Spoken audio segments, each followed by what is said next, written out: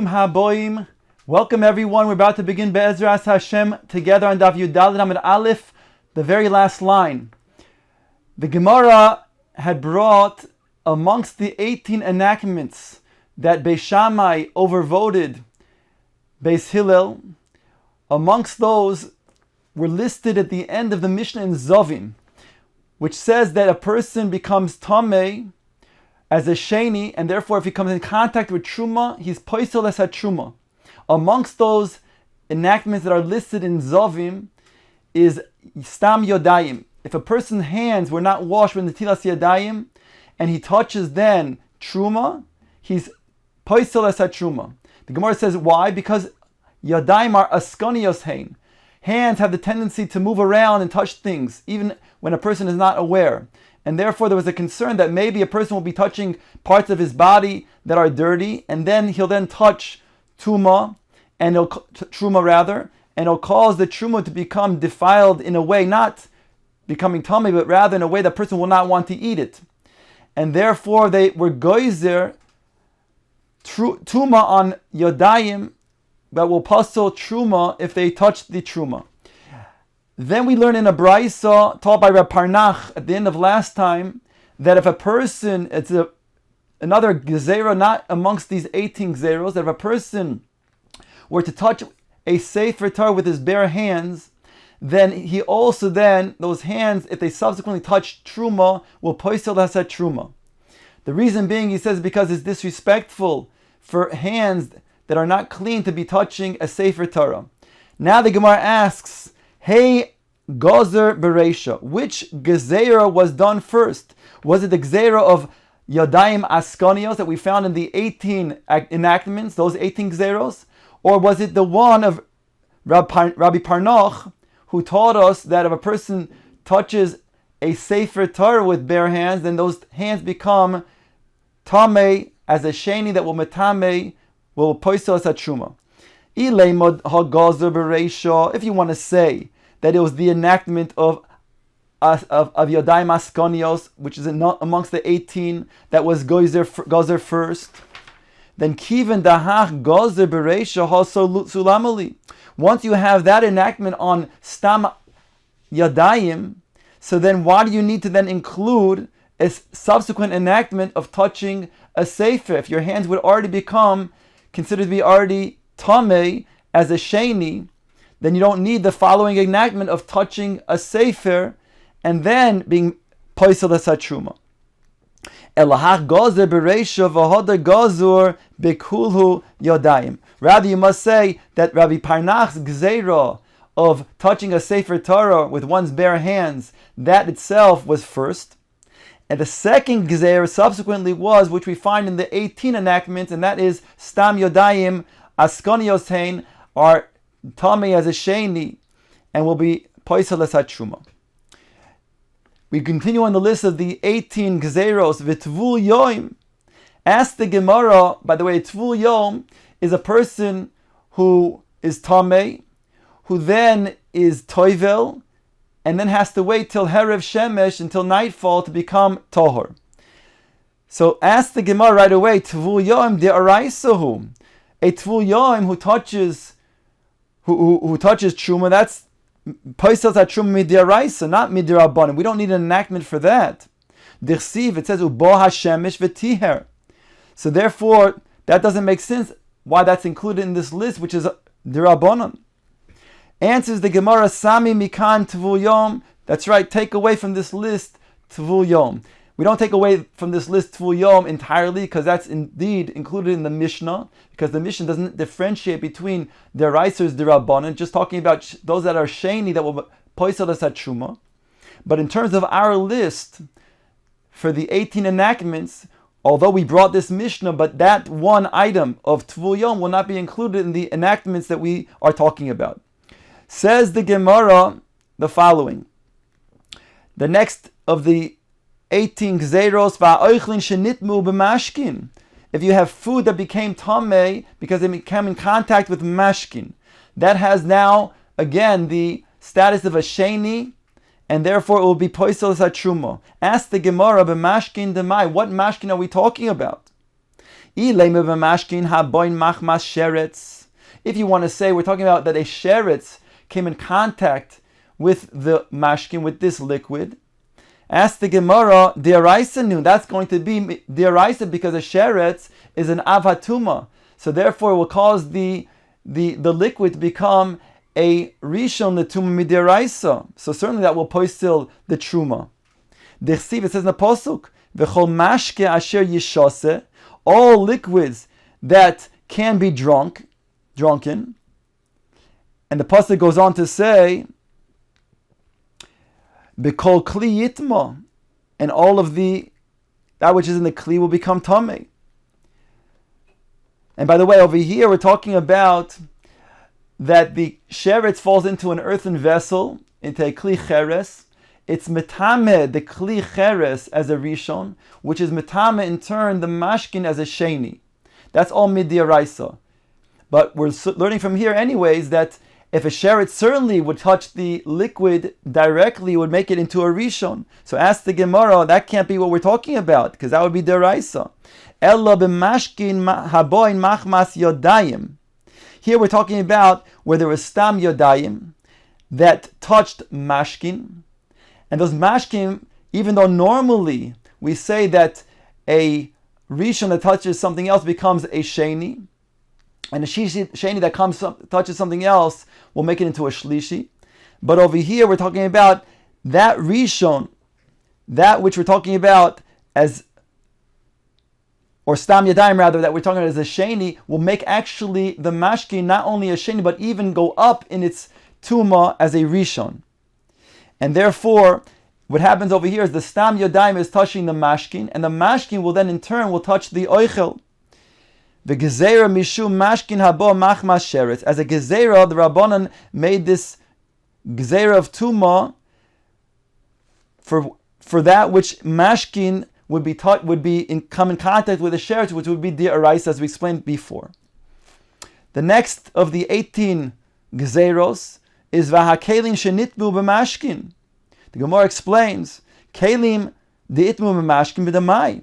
What is the mashkin that we're talking about that came in contact with kelim, that the mashkim should then cause the kelim to become tamei, whereby the kelim which come in contact with the truma will poisel the truma by making the kelim as a sheni. Mashkin dizov.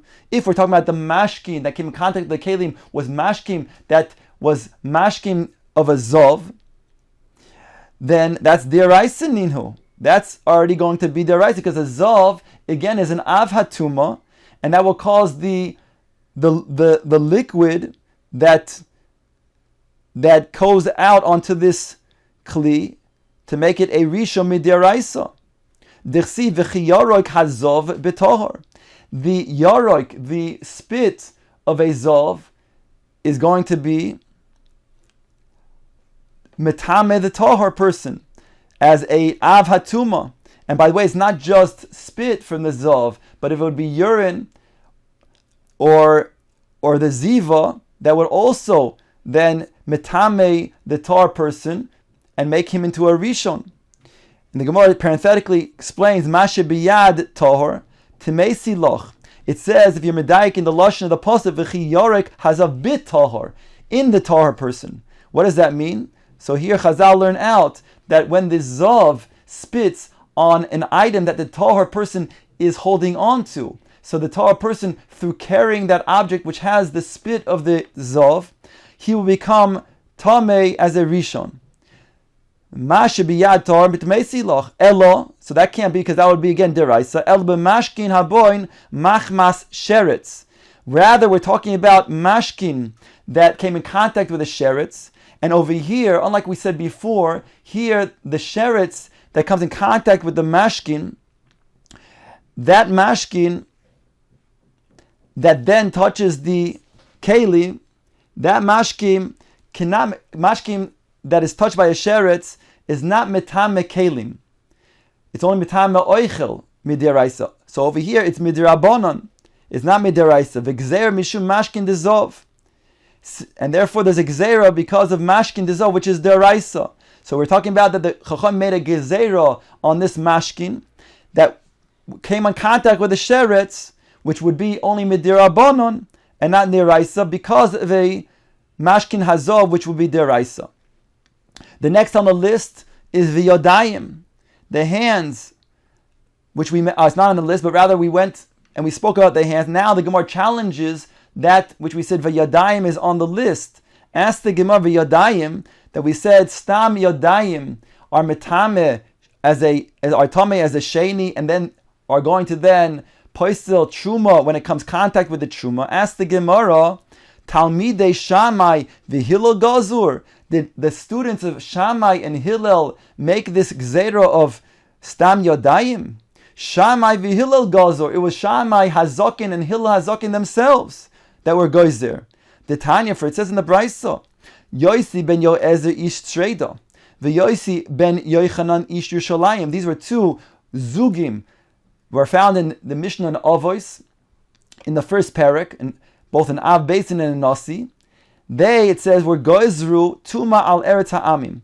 That if a person were to then step foot on eretz ha'amim, in land outside of Eretz Yisrael, because there was a concern that they weren't careful with the kavaros in chutz la'aretz. So even a goy's kever, if a person comes in contact with it, either by maga, by touching it, or masa, or carrying it, then that will make a tuma deraisa. In oil is only dirabanan. So therefore they said, if a person were to come in contact again with the Eretz Ha'amim, he'll become tamei. Ve'al kli zechuchis, and kli zechuchis, they also made a gezerah of tuma on kli zechuchis, which is not found in the Torah. Shimon ben Shotach tikein ksuva liisha. Now it doesn't mean that they were masakin a ksuva. Ksuva was already predated before. Some say midiraisa is found as a source in the Torah for ksuva. The ksuva is made in order to then give a protection for a woman from being easily divorced, that she'll have to then get a certain amount of money from her husband who divorces her. And alternatively, if he leaves her as an almana. Al Kolpanim, it says over here that Shimon ben Shetach was tiken ksuva liisha, means to say that until now, a husband can set aside a kli for his ksuva, and then when he desires to divorce her, he would then say, take the kli. But now, Shimon ben Shetach says, no longer can you do that. Your ksuva is meshubad to your karka, and making it not as easy to then give up your ksuva by divorcing your wife and giving the ksuva that way. The gazer tuma al klei matachos, and he was gozer tuma on klei matachos. And then Le'inyanenu, the Brisa goes on to say, Shammai v'Hillel gazu tuma al hayadayim, that they were gozer tuma al hayadayim. So we see that they themselves, not their talmidim, were gozer tuma on stam yadayim. If you want to say, it means Shammai Hazakin together with his Talmidim, and Hillel Hazakin together with his Talmidim. Rav Yehuda Mar Shmuel Yudches Davar Gozru Ubiyudches Nechleku. It says there are 18 things that they were goizer, and 18 things that they argued about. V'ilu Hillel v'Shammai lo nechleku elo begimel makomos. Whereas Hillel Hazakin and Shammai Hazakin, they themselves only argued about 3 specific things. So it cannot be including these. It cannot be including Yadayim, which is in the 18. Dom Rav Huna begimel makomos nechleku v'sulo, and that's it. V'chitayim, maybe you'll suggest osu inhu gozur litlois. Shammai and Hillel were gozer on the Yadayim as a suffix tuma, and therefore if it came in contact with truma, then the din is litlois. It can't be burned, but it also cannot be eaten.